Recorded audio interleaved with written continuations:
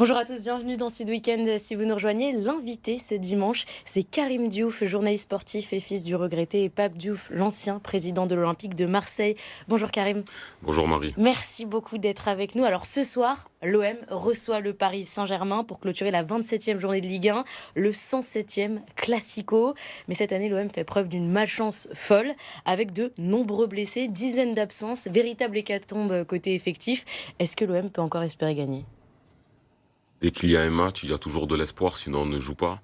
Après, effectivement, qu'il va falloir faire contre mauvaise fortune bon cœur parce qu'il y a énormément de blessés, surtout dans le même secteur, le défensif, là où l'OM doit particulièrement faire attention face au Paris Saint-Germain qui a une attaque très impressionnante. Donc il va falloir que Jean-Louis Gasset compose avec cela, même si dans les dernières rumeurs, il y aurait de l'espoir pour certains blessés tels que Samuel Gigot, peut-être Leonardo Balerdi, mais il va falloir faire preuve d'inventivité et peut-être faire monter certains joueurs des divisions inférieures de l'OM pour espérer avoir un 11 assez complet. Justement, on parle du côté défensif, c'est là où il y a le plus de problèmes, le plus d'absents. Vous avez dit, une des solutions, c'est peut-être de faire monter des jeunes. Est-ce qu'il y a une autre stratégie que celle-là pour essayer de renflouer les effectifs, ou en tout cas la défense ? Déjà, les joueurs de haut niveau depuis une dizaine d'années sont habitués à être replacés. Donc la solution de replacer Geoffrey Kondogbia en défense centrale, ça peut être une option pour Jean-Louis Gasset. Faire monter Laurence Paragna qui a déjà bien goûté à la Ligue 1, qui est un joueur de l'OM qui pourrait aussi trouver ce poste. Donc voilà, ça serait ce genre de solution que Gasset pourrait s'appuyer. Ouais. Parce que là-dessus, il n'y a que Chancel Mbamba et Quentin Merlin qui sont en défense. Vous avez parlé des jeunes joueurs. Quels jeunes joueurs pourraient être appelés ? Alors, je pense pas qu'il va forcément appeler des jeunes joueurs parce que c'est un poste très délicat, mais plus des joueurs qui sont dans des divisions inférieures comme Laurence Paragna qui a 29 ans. Bon, on peut plus le considérer véritablement comme jeune, mais il a une certaine expérience. Il y aurait Soglo qui pourrait jouer sur le côté droit de la défense. C'est un joueur qui avait commencé avec Marcelino en début de saison, mais qui a moins été vu sous l'époque de Gattuso. Mais ça pourrait être aussi une solution. Donc je vois plus prendre ceux qui ont de l'expérience en Ligue 1 et peut-être des replacements comme Geoffrey Kondogbia. Côté tactique, le coach de l'OM, Jean-Louis Gasset, l'a déjà dit, il faut être hybride. Il a déjà joué en 3-5-2, mais aussi en 4-4-2. Quelle tactique il peut adopter face à Paris ? Là, c'est le problème qu'on peut se poser, c'est est-ce qu'il faut jouer un jeu pour tenter de gagner ? Moi, je dirais que oui, parce qu'on est au stade Vélodrome et que la devise du club, c'est droit au but.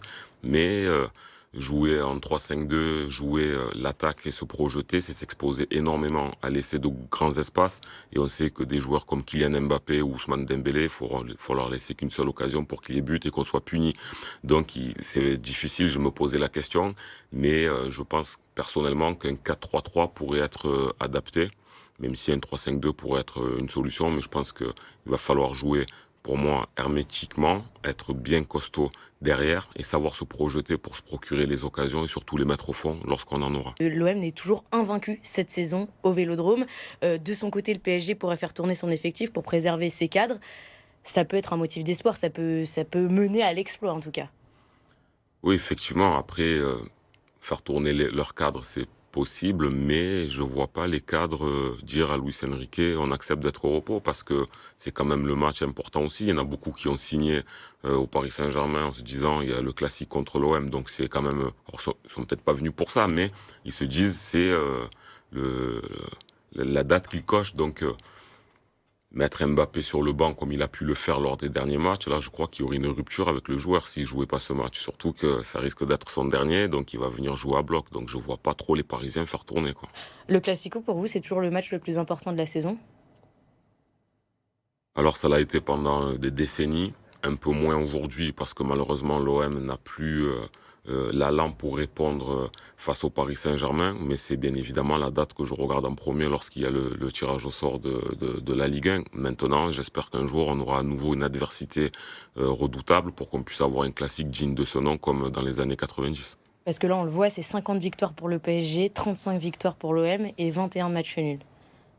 Ouais, moi je viens de la génération d'avant où c'était totalement inversé parce que c'était l'OM qui gagnait tout le temps et c'est vrai que depuis que Paris a été racheté, qu'ils sont capables de pouvoir avoir un effectif de très très grande qualité, une très grande puissance offensive, ben, l'OM n'y arrive plus, mais je suis convaincu que sans être nous aussi avec une telle puissance, on est capable de pouvoir rivaliser, mais après c'est autre chose, c'est la manière dont on gère l'OM, ça dépend de l'effectif que l'on fait, comment on se prépare sur le match, mais sur un match donné, peu importe le classement, c'est une rencontre dans laquelle les joueurs doivent sortir de leur torpeur pour essayer d'amener ce qu'il y a de mieux sur le terrain pour tenter de gagner. Est-ce que vous avez c'est quoi votre plus beau souvenir de Classico? Ah, j'en ai plusieurs, vu que je commence à rentrer dans l'âge, donc il y en a plusieurs. J'ai eu la chance d'être à celui de 93, quand Basile Boli a marqué ce but fantastique 3 jours après la finale de la Ligue des Champions. Donc celui-ci, c'était impossible qu'on perde, donc il était totalement fou. Après, non, il y en a plusieurs. Là, à part celui-ci, il y en a plusieurs qui viennent, mais là, automatiquement, il y a C'est celui-là. celui où Lorixana a marqué. Il était parisien, il venait d'arriver à Marseille, ça faisait un mois qu'il était là, donc le minot Samir Nasri qui lui centre, c'est lui qui marque, on voit qu'il explose sa joie, on voit de suite qu'il devient Marseillais, c'était un grand moment aussi. Aujourd'hui, les choses, elles ont bien changé quand même. Le Paris Saint-Germain mène largement au classement, 20 points d'avance sur le club phocéen qui est actuellement 7e avant le début de cette journée. Est-ce que c'est pas un peu... on s'attend pas quand même à ce que Paris gagne aujourd'hui? Mais si, dans la logique, si on regarde, on prend n'importe quel supporter en France de n'importe quel club, on lui dit ce soir il y a OM Paris Saint-Germain, qui c'est qui va gagner? Ben la plupart risquent de dire le Paris Saint-Germain, donc c'est normal, l'effectif n'est pas le même, mais comme je le dis, l'OM a sa chance, il faut arriver concentré avec la bonne stratégie, ne pas avoir peur de l'enjeu et tenter de gagner et se baser sur ce que vous avez dit, l'invincibilité du stade Vélodrome. Et là où l'OM a déjà gagné, c'est quand même sur le record d'affluence au Vélodrome pour ce match. Plus de 65 000 spectateurs, 65 800 supporters.